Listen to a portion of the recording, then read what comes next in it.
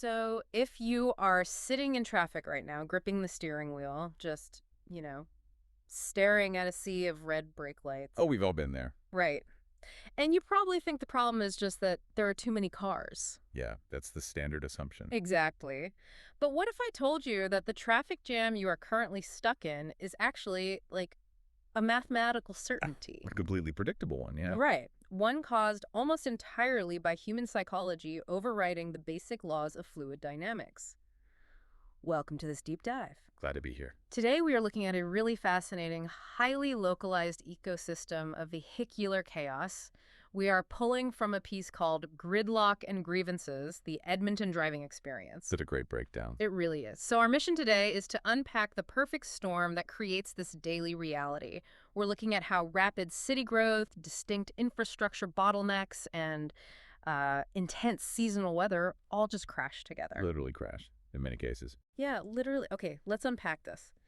Because it amazes me how driving can feel so universally frustrating. But it takes on these incredibly specific local flavors depending on where you actually are. Well, Edmonton is a perfect laboratory for studying systemic breakdown, you know. How so? What the source material lays out isn't just a simple case of, like, bad driving.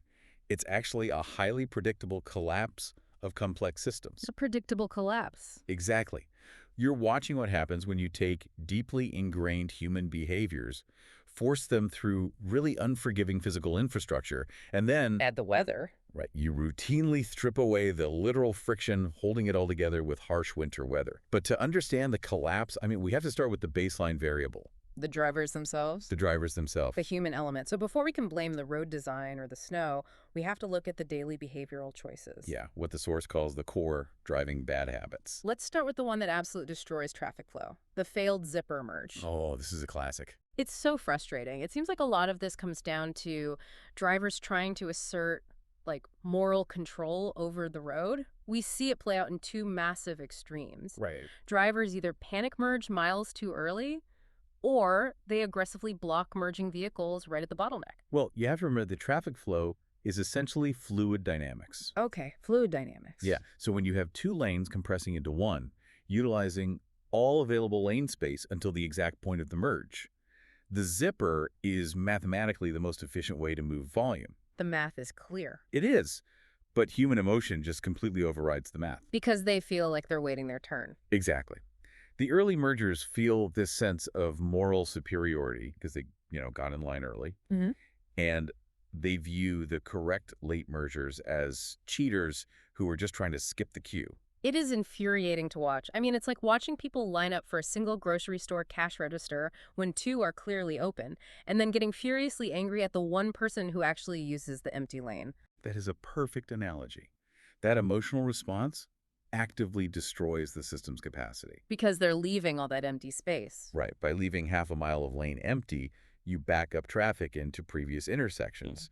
You end up creating secondary gridlocks that really had no reason to exist in the first place. Wow. And the source notes, we see that exact same desire for control in the far left lane, too. Oh, the left lane hogging. Yes. Drivers frequently travel exactly at or even like below the speed limit in the passing lane on major freeways. Which is a huge issue. It drives me crazy. I mean, why do drivers treat the passing lane like their own personal pacing lane? But what is actually happening to the traffic flow behind them when they do that? So they are triggering what traffic engineers call a traffic snake. Huh. Or a phantom traffic jam. A phantom jam. Yeah. The left lane is engineered to be a pressure release valve. It allows faster moving traffic to overtake, filter out, and disperse, which keeps the entire multi-lane system flowing at a sort of equilibrium. Okay, makes sense. But when a driver camps in that lane at the exact speed of the right lane, they create a rolling roadblock. Right. And because human reaction time isn't instantaneous, when that left lane camper taps their brakes, the driver behind them reacts a second later and brakes just a little bit harder. And then the driver behind them brakes even harder. Exactly. It's like a slinky compressing. Precisely like a slinky. Yeah. By the time that chain reaction travels, say, a mile backward through the flow of cars, vehicles are coming to a complete standstill. For no reason. Right. The drivers at the back of the line are looking around for an accident that doesn't exist. The jam was caused purely by one vehicle removing the system's pressure release valve miles ahead. That is wild. It all comes down to a lack of predictability then. which connects to the next habit, signal amnesia. Oh, yeah. Turn signals are apparently treated as entirely optional in this ecosystem, which leaves everyone else on the road playing this dangerous guessing game about when a 2-ton vehicle plans to cut across multiple lanes. And predictability is Yeah. the single most critical element for safe traffic flow. I mean, you are operating heavy machinery at high velocities. Yeah. The turn signal is really your only communication tool to the rest of the grid. When you remove it, you remove the ability for surrounding drivers to proactively adjust their speed or their spacing. So everyone is just forced to react defensively. Exactly. Instead of driving cooperatively, you're constantly on the defensive. And those defensive reactions are pushed to the absolute limit by the amber means floor it rule. Yes, combined with what the source calls sudden exit swerving. Right. Instead of preparing to stop when the light turns yellow, the instinct here is to just accelerate. Just gun it. Yeah. And on the highways, drivers will realize they're about to miss their exit, and instead of just taking the next one, they cut across 3 lanes of traffic at the absolute last millisecond. What's fascinating here is the sheer volume of chaotic variables this introduces. It's chaos. If you synthesize these behaviors, the early merging, the rolling roadblocks, the signal amnesia, the 3-lane swerves, you see a driver base that is actively stripping away the predictability of the road. They're dismantling the rules. Yeah. When you constantly inject sudden, unpredictable micro-decisions into a high-speed system, collisions are no longer a matter of bad luck. What are they? They are a statistical guarantee. A statistical guarantee. Wow. So we have drivers making erratic, unpredictable choices based on emotion rather than math. Right. But human behavior is only half the equation here. What happens when you drop those unpredictable drivers onto roadways that offer absolutely zero margin for error? It gets much worse. Because the behaviors we just discussed are actively amplified by the design of Edmonton's roadways itself. Rapid city growth has crashed head-on with these really specific infrastructure bottlenecks. Let's talk about the arena. Yeah, let's look at Anthony Henday Drive. It's this massive ring road around the city. The primary issue, the source points out, isn't just speeding, right?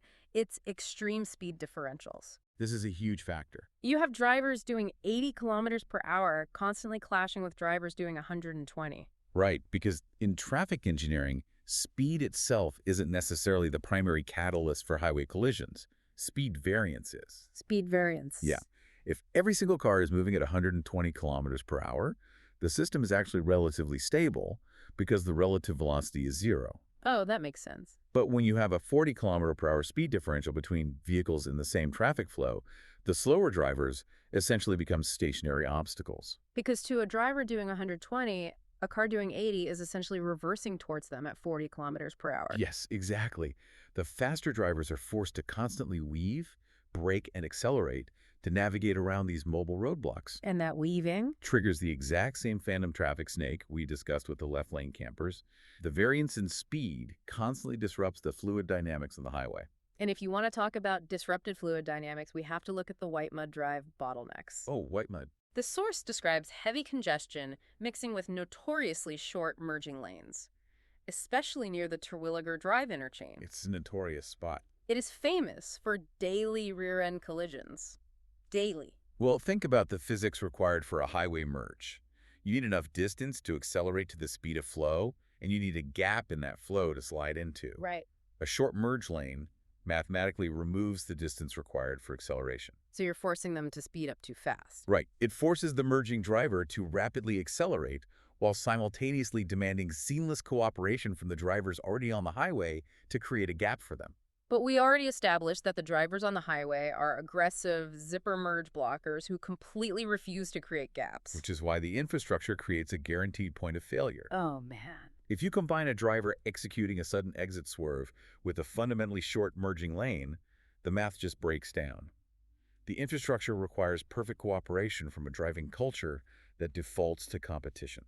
It's a literal collision of psychology and concrete. That's a good way to put it. But wait, I have to push back on this next infrastructure point from the source. Okay, let's hear it. The source talks about the traffic circles, specifically Grote Road and 118 Ave. Yeah, the roundabouts. It highlights frequent near misses and cutoffs because local drivers fundamentally misunderstand standard right-of-way rules for multi-lane roundabouts. Right. Now, putting a complex multi-lane circle in a city laid out on a strict grid system, Is it really entirely the driver's fault if they are thrown into that without a clear understanding of the rules? You're saying it's an engineering problem? Yeah. Or a failure of urban design. I mean, it sounds like putting drivers in a maze and blaming them for getting lost. It's an infrastructure-sponsored game of roulette. I hear you, I do. But from a purely mathematical standpoint, a multi-lane roundabout can actually process up to 30% more traffic volume than a standard signal intersection. 30%. Yes. The infrastructure is attempting to solve a severe volume issue. It allows for continuous flow without the stop-and-go delays of red lights. But here is where you are spot on. You're touching on the fatal flaw. Which is? Cultural training. Right, the theory versus the reality. Exactly. Multi-lane traffic circles demand a uniform, intuitive understanding of yielding and lane positioning. You have vehicles in the inside lane that need to exit, cutting directly across the path of vehicles in the outside lane trying to continue around the circle. It's terrifying if you don't know who has the right of way. Exactly. If the driving culture hasn't been adequately trained on those specific rules, dropping a European-style continuous flow design into a North American grid city creates a critical conflict point by design. So the engineering outpaces the local driver education. Yes, the engineering outpaces the education. It just becomes, like I said, roulette. Yeah. And finishing our tour of these bottlenecks, we have Gateway Boulevard and Calgary Trail. The South Side commute. The source paints this vivid picture of the peak rush hour commute, characterized by severe tailgating and aggressive lane weaving. Well, these are arterial roads acting as pseudo-highways. The sheer volume of vehicles trying to access the south side during peak hours vastly exceeds the physical capacity of the lanes. There's just not enough space. Right. When roadway capacity is completely maxed out, traffic behaves like a highly compressed gas. Meaning drivers start aggressively weaving just to find a micro advantage, like trying to jump one car length ahead at a time. And it is entirely futile. Completely useless. Moving one car length forward in a 5-mile traffic jam saves you perhaps a fraction of a second. But the severe tailgating required to defend that micro advantage removes all stopping distance. You're right on their bumper. You are traveling at 60 or 70 kilometers per hour with maybe 10 feet of clearance. The moment someone taps their brakes, the system fails. Okay, so take that incredibly volatile mix. You have deeply ingrained bad habits, the lane hogging, swerving, blocking. Yep. And you drop them onto unforgiving infrastructure that demands perfection. That alone is a recipe for daily gridlock. A disaster on a sunny day. Right. But here's where it gets really interesting. The weather. Take all of that and now strip away the one thing keeping it somewhat functional. Friction. What happens when you introduce intense seasonal weather? Global systemic collapse. Total collapse. Look, Edmonton is a winter city, so the baseline assumption would be that drivers are heavily conditioned to the environment. You'd think they'd be used to it. But the source material indicates that winter weather acts as a massive multiplier for every single grievance we've discussed. It's the amnesia. The source states that driving standards drop significantly the absolute moment the first major snowfall hits. Every single year. How do people live in a winter city and still experience total amnesia every single year when it snows? How do you act utterly baffled when the roads turn white? It is a profound psychological reset. Think about muscle memory. For 6 to 8 months of the year, drivers are calibrating their physical reactions to dry pavement. They learn exactly how hard they can press the brake pedal without losing traction. They know the precise turning radius at high speeds. Because it's dry. Right. When the first snowfall hits, the physical environment changes overnight, but the neurological pathways take time to rewrite. Oh, I see. Their brains are still driving in July, but their tires are in November. Exactly. It requires a period of forced adjustment. The collective driving behavior has to aggressively adapt to a drastically lower friction coefficient, and that adjustment period is usually punctuated by a massive spike in collisions. And some drivers actively resist adapting at all. Oh, the tire issue. Yes. The source specifically highlights summer tire denial. This is when drivers delay switching to winter tires, resulting in their vehicles uncontrollably sliding through intersections. It's a huge problem. Let's unpack the multiplier effect here, because this is where the specific Edmonton habits we talked about turn deadly. Well, let's connect the amber means floret rule to summer tire denial. Okay, let's do it. The rubber compounds used in summer or all-season tires are designed for heat dissipation. When the temperature drops below 7 degrees Celsius, That rubber literally turns into hard plastic. Hard plastic. It provides virtually zero mechanical grip on ice or hard-packed snow. So you have a driver approaching an intersection, the light turns yellow, their ingrained habit tells them to accelerate, Right. but they are driving on hard plastic pucks. They floor it, suddenly realize the intersection ahead is blocked by someone attempting, say, a late zebra merge or a sudden turn, and they slam on the brakes. Oh no. But because they have no friction, they have zero stopping power.